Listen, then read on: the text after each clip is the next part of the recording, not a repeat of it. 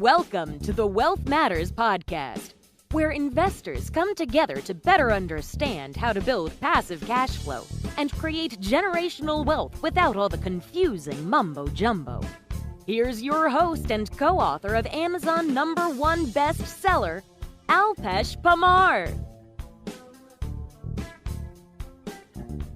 Welcome to Wealth Matters podcast. I am going to talk to Steven Pesavento today. Actually, I've heard Steven on his podcast as well. Especially, I just mentioned to him before we started that webinar with Chris was awesome. So I'm looking forward to this episode. Steven is the host of the Investor Mindset podcast, and he is an active investor who focuses on commercial real estate investments for clients at VonFinch Capital. He has raised over tens of millions of dollars, which has successfully cycled through multiple assets. So welcome, Steve. I'm excited to be here. Yeah, it's been a great journey. I'm excited to share some of that with you. Absolutely. So tell us something funny or interesting about yourself. Well, what's really funny is just looking at where I'm at now, principal and manager of VonFinch Capital. And, I host Investor Mindset, and we do a lot of education and coaching on personal development as well as real estate. But it's funny looking back because when I was a kid, I wanted to be one of two things growing up. I either wanted to be a chef like Emeril Lagasse, or I wanted to renovate property like Bob Vila. And, looking back, all that HGTV and all those shows really paid off because, after a career in management consulting, I went full-time into real estate and haven't looked back ever since. That's awesome. So how and when did you start investing in real estate? Yeah, I'll take you back just a little bit further. Growing up, had some incredible parents, got some incredible siblings as well. But we grew up without, a ton of income. Money was one of the biggest stressors in our household. And I can just remember back, walking into the kitchen, seeing my dad crying at the dinner table. And it was really because money was kind of that core piece of conflict. Everything came back to, we don't have enough. And so that really put me on this path and drive. I was like, I got to change this. I need to make an income. So I started hustling, doing anything I could to make a buck, from selling stuff online to, even selling booze out of my trunk at one point.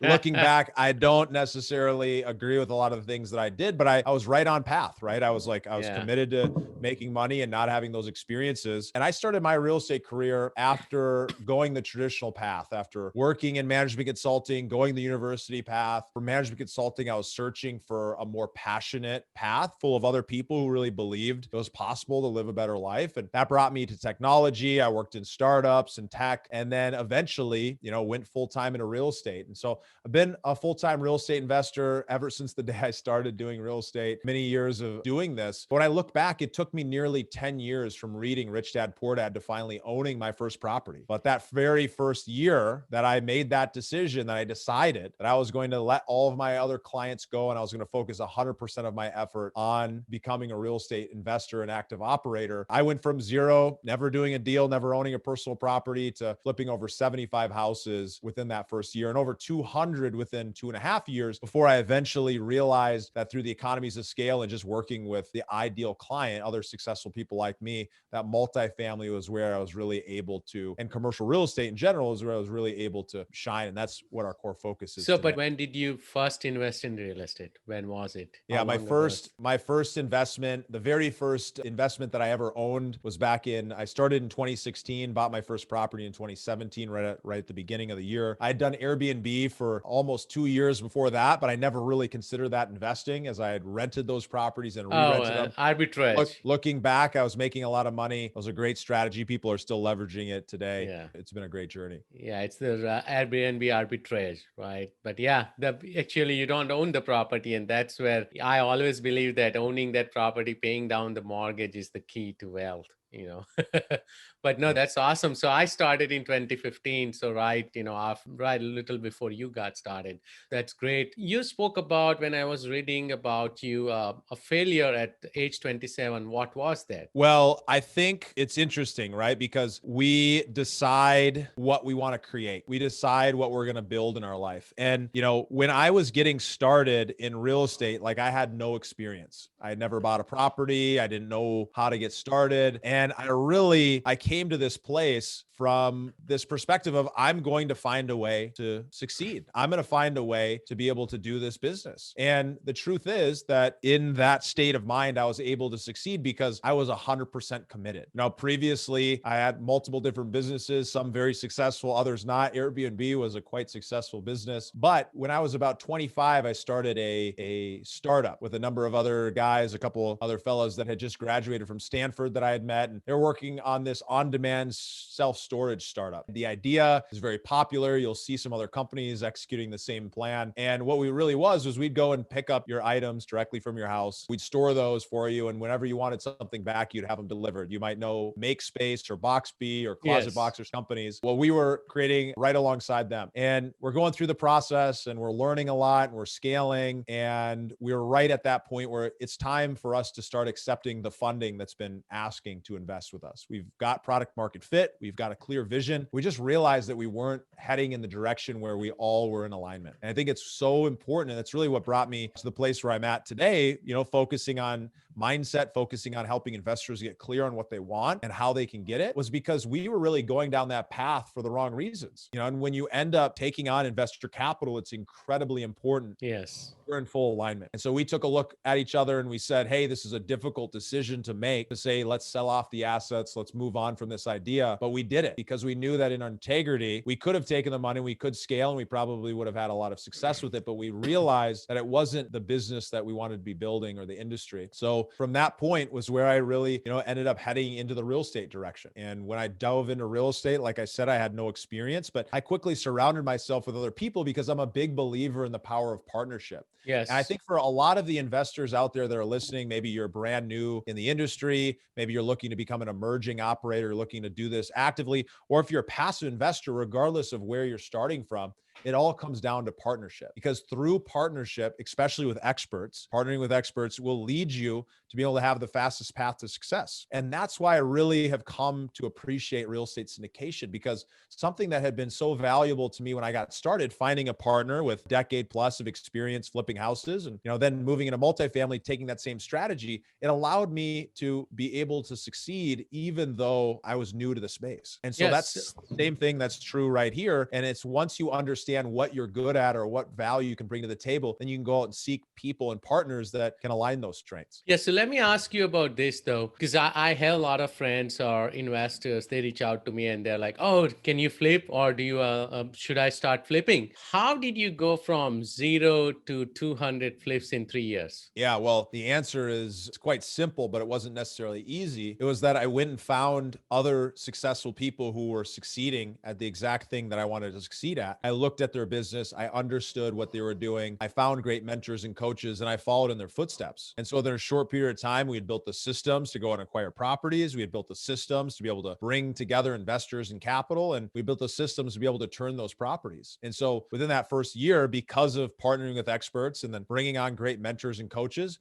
was able to quickly move in that direction to really be able to scale. And mind you, I was doing this in 2 different states while living in California and then in Denver while operating out of Minneapolis and North Carolina. Oh, so at let the me end of ask. the day, at the end of the day, it's really important that you have these systems and processes and that you understand what you're going after, because when you come from that perspective, then you are able to truly execute and do what you want to do. Hey, so let me ask you, because you mentioned you were in California and then Denver. How did you scale your team remotely then? Yeah, it's the same way you'd scale it in market. You've got to spend time building talent and connecting with people and, creating systems and processes of exactly how something's going to happen over and over again, and then training people on that. And I spent a lot of time flying out to the market. It's one of the reasons why I really believe that the best way to get involved in real estate is actually by investing in larger properties. And I think for most people, they get called in because they want to do entrepreneurship. But when they realize that what they're actually after is more freedom, flexibility, and having more fun, having more time with their family, and they're already making an incredibly great income and they want more time, that going the active route actually isn't the best path, that actually being a passive investor and partnering with experts is the thing that's going to lead them down that path to success, because flying out of town to manage a rental property is not an effective use of your time. And so one of the benefits, of course, of investing passively is that you get somebody else has an alignment of interest to go and do that on your behalf. But they do that at such a scale on the behalf of so many people that your risk profile is diluted. In other Right. words, No, it's not a huge risk no, to go and out and do we that. always talk about syndication here as well. So I think my investors are aware of that as well. I want to harp on the fact that what did you have to do to start flipping? What kind of system and process did you put in place, right? Because you kept saying systems and processes. What exactly had you had to do? Call the sellers, and then how did you? Let's if you can take us through one transaction. I think one of the important things to understand is that I've built this business from 0 to 200 properties. And in that process, I realized that it's not the most efficient use of time, effort, or energy. So yes, I can absolutely teach somebody exactly how to flip a house, can tell you exactly how to go and find that property. I'm happy to share a couple of those strategies. But at this point, after having this experience, I think it's worth learning the same way that I learned from other people's experience.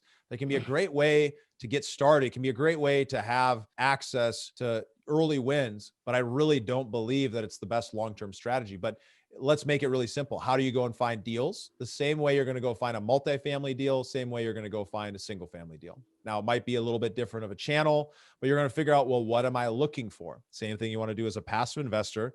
Same thing you want to do as a flipper. What am I looking for? What am I after? What's my criteria, right? And so how do we determine the criteria? Well, we can look at, well, what are other people purchasing property for?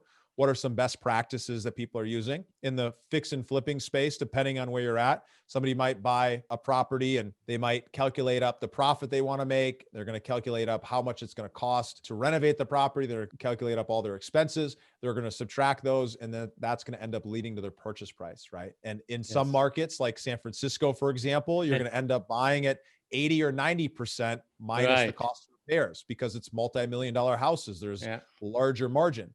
In a place like Raleigh, you might be buying at 70% or even 80%. In a place like in the middle of nowhere, Arkansas, you might buy at 60% or maybe 70. It all depends on the specific area. But at the end of the day, it's the same thing you're going to do in any area of real estate. You're going to go figure out, how am I going to go find that deal? And so for us in our space, it was doing direct to seller marketing. That's direct mail. That is phone calls, that is text messages, that is pay-per-click marketing. And we were sending 100,000 mailers a month at our peak. And the reason why that strategy was so effective was because we were reaching out to people at such scale, and we had the systems and process for people to actually answer those phones, bring people through a scripted process, understand if they're a lead or not, and be able to bring them through the process from start to finish of a sale to be able to determine, hey, is this somebody that we can serve? And is this somebody that we can, effectively pay what they're looking or make a profit on so that we can keep doing this?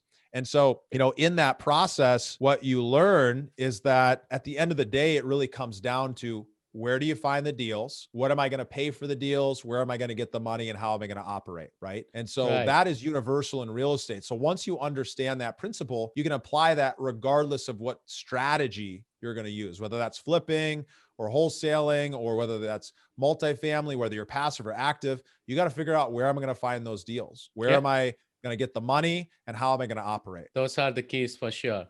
So let's talk about your current situation, because you mentioned about multifamily. How do you analyze your investments right now? What do you look for? I think what I've found is that the deal comes second, right? It really is important to make sure you've got really clear understanding of your partners, right? Yes. We really believe in the power of partnership. So we partner with experts on the ground who execute in alignment with us. That's property managers, that's, local teams, that is also in some cases even operators that have decades of experience we'll partner with, because they're bringing something unique to the table that helps us reduce our risk. But we really start by getting to know who people are. Really believe in spending time understanding what your values are, understanding what you believe in, what challenges you have dealt with, how have you dealt with loss, how do you underwrite deals from a conservative standpoint, overall, what is the way that you carry yourself? And so once I'm very comfortable, I've done my due diligence on a person or the relationship, and that gut check is passed, then we'll dive into the deal. And so what we're looking for is, we're looking for deals that have upside, that we can conservatively purchase while being able to return to our investors anywhere between a 14 to a 17 or 18% return. We have different strategies in different markets. Right, of So course. in some markets, for example, like in Denver, we're focused on a mid-sized multifamily strategy. We're buying 40 to 100 unit properties. We're doing heavy redevelopment, meaning we're tearing everything out. We're Oh, making wow. that place a completely new unit, completely new apartment building. And as a result, those return profiles are typically in the high teens and low 20s. But if it's more of an institutional cash flow deal, it might be, Less. mid-teens to high teens from a return perspective. So we're going to look at what is possible for us to be able to return to investors, because they're our first focus. We want to be conservative. We want to understand what's going on in that local market, and we want to be able to cover the downside. So one of the benefits, of course, that we like about multifamily over flipping is that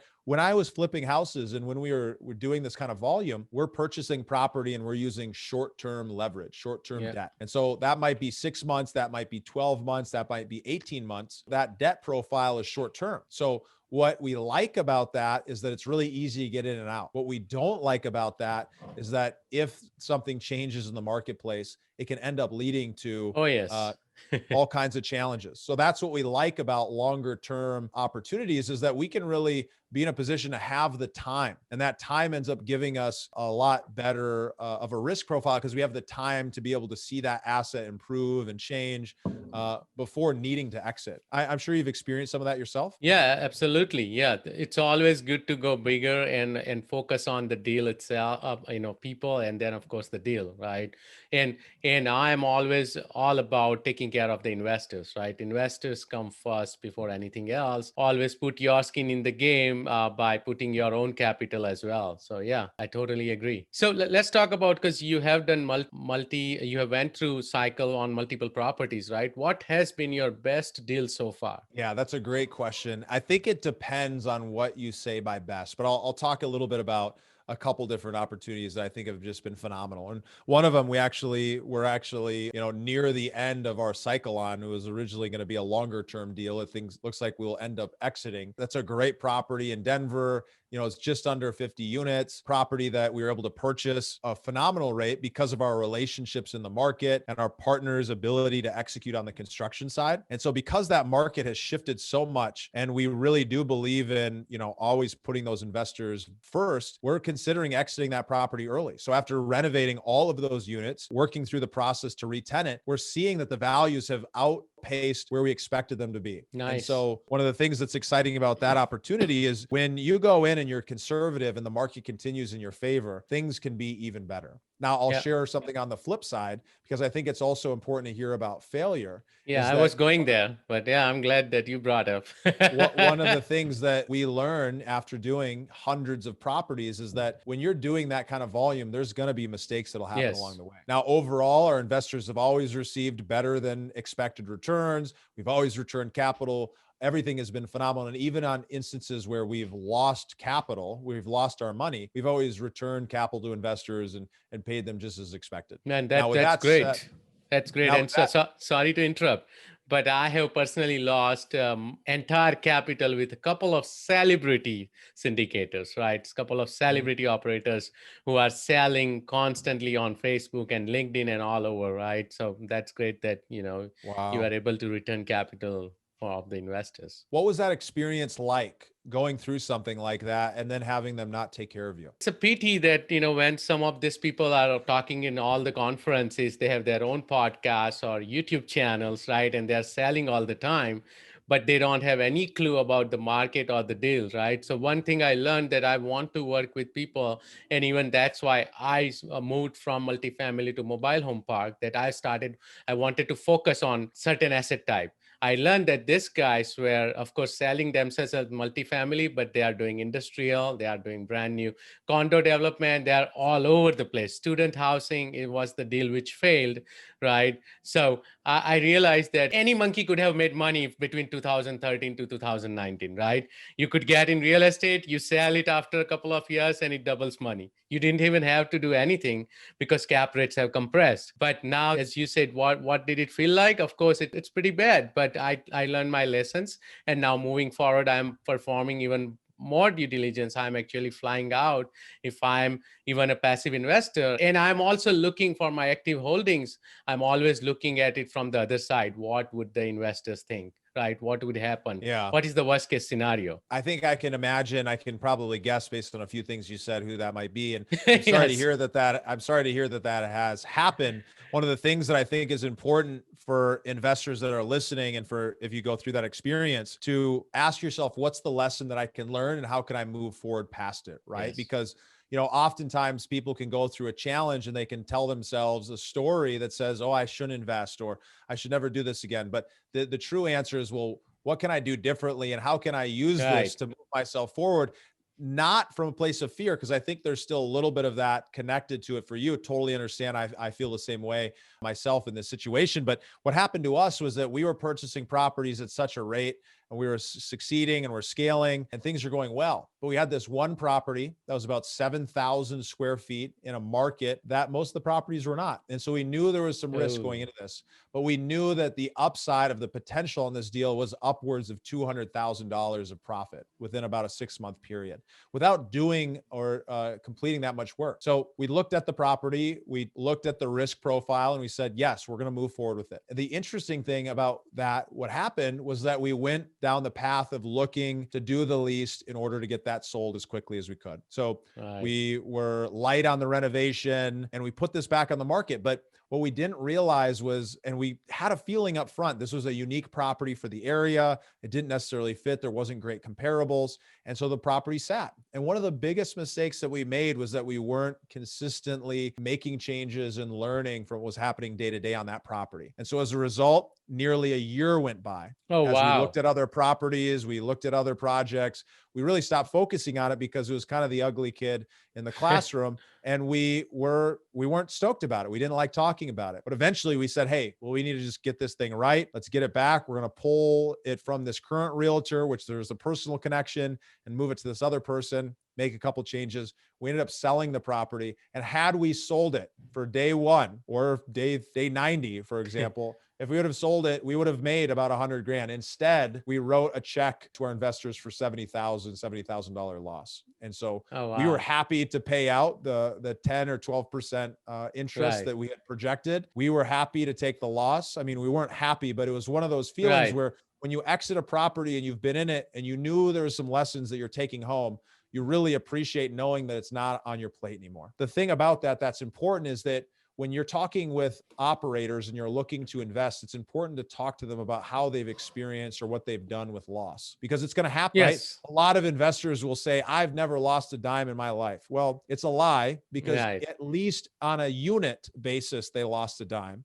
And maybe they made it up somewhere else in their portfolio, or overall it ended up working out. But there is an opportunity where people have lost, and it's important to understand what that looks like. Now I know. I've experienced what that feels like. Failure is the experience. And it changes the way that we operate. No, that's awesome. Thank you so much, Steve.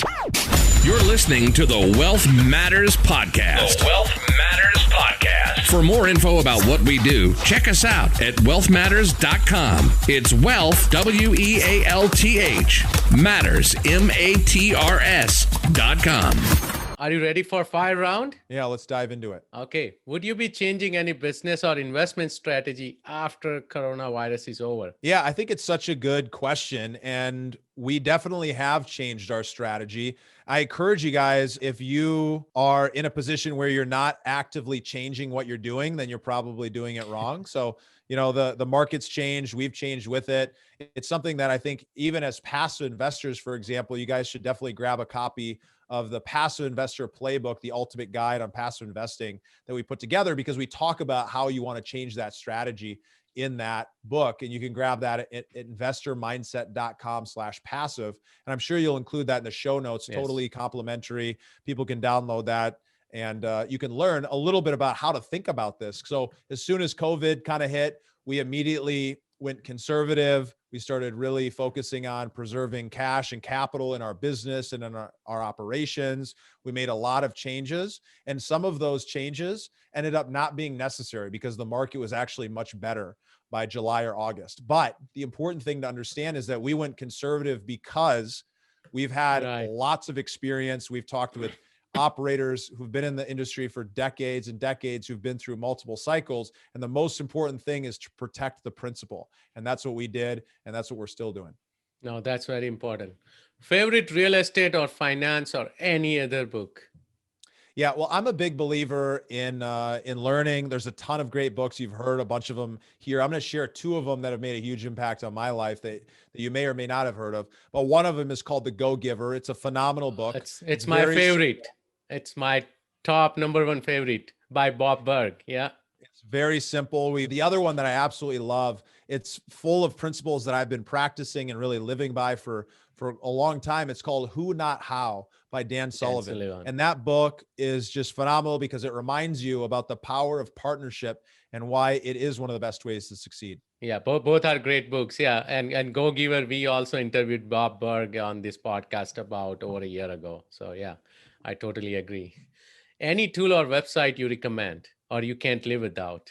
I mean, any tool or website, there's so many great tools and websites out there. I'm a lover of learning. So Audible is absolutely phenomenal. Continue to learn and soak in new information, every single day. But, there's a million tools that make an impact. Any advice for beginner investors? The biggest advice that I have to everybody who's beginning, whether you're passive or active, whether you're thinking that you want to go either of those paths, is you need to sit down and get clear on what you want and why you want it. You need to really apply the 5 success principles, and you should probably be working with a coach or mentor, because when you can get in community, when you get surrounded by other people, it can end up leading to really the fastest path to success. Great. How do you give back? Well, I'm a big believer in giving back. I do that, directly through coaching and advising a number of different people, both paid and unpaid. Work with a lot of young people who are really excited about the world, trying to introduce them to this idea that entrepreneurship exists. And that's just one of the ways. Junior achievement in particular is one of the ways that I really like to be able to contribute. How can my listeners reach out to you?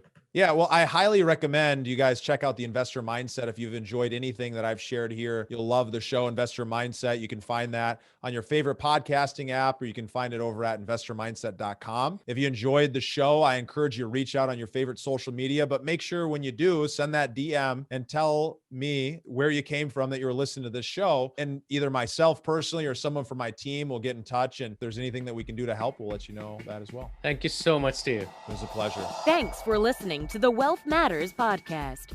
If you enjoyed it, please leave us a 5-star rating on iTunes so others can enjoy the show too.